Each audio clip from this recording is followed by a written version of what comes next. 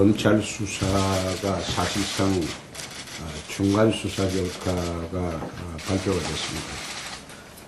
용산 참사에 대해서 경찰의 진압 부분에 대한 잘못이 있는지 부분에 대해서 검찰 수사도 동시에 진행이 되고 있습니다. 용산 참사 사태가 이제 수습 국면으로 가고 있습니다. 그 수습 국면에서 무엇보다도 중요한 것은 도시 빈민 대책입니다. 과거 재개발 재건축 현장마다 이런 그 악성 분류가 계속되고 있는 것은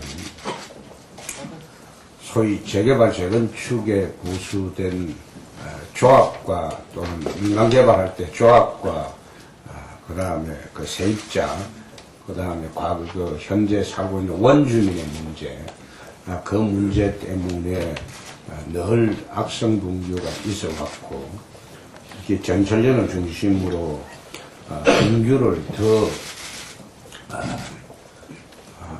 극한으로 치닫게 하는 그런 세력들이 있어왔습니다.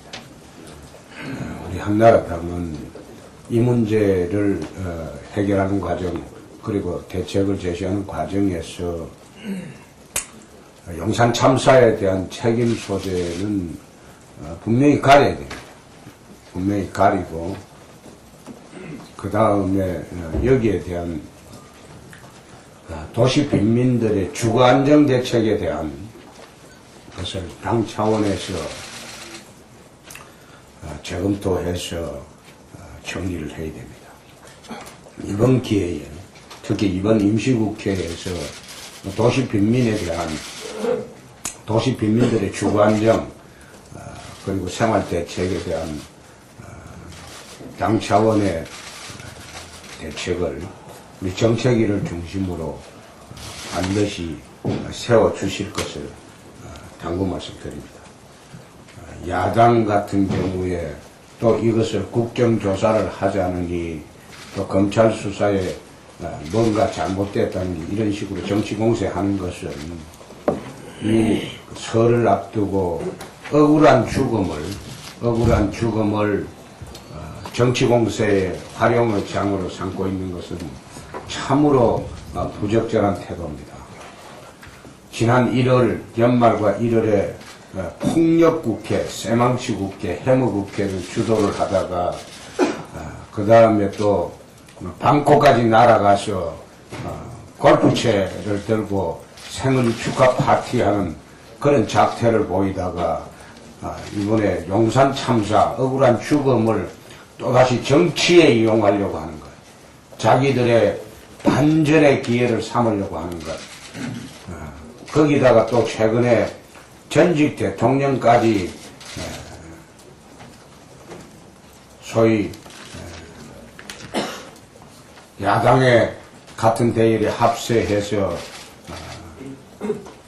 도시 빈민에 대한 대책을 세울 생각은 하지 않고 소위 정치 공세에 몰두하고 있는 것, 이게 참 보기 좋지 않습니다. 야당은 여야가 힘을 합쳐서 이번 정기국회에 대해서 도시 빈민 주거 안정이나 생활 안정에 대한 대책 세우는데 주력을 해 줬으면 합니다. 이번 용산 사고에서 보았듯이 중작 우리 사회에 잠재된 불안 요소인 소위 도시의 주민들, 빈민들의 주거 안정 대책은 한국 토지주택공사법과 임대부 주택법을 통과시키면 상당 부분 수용이 될 수 있는 그런 측면이 있습니다.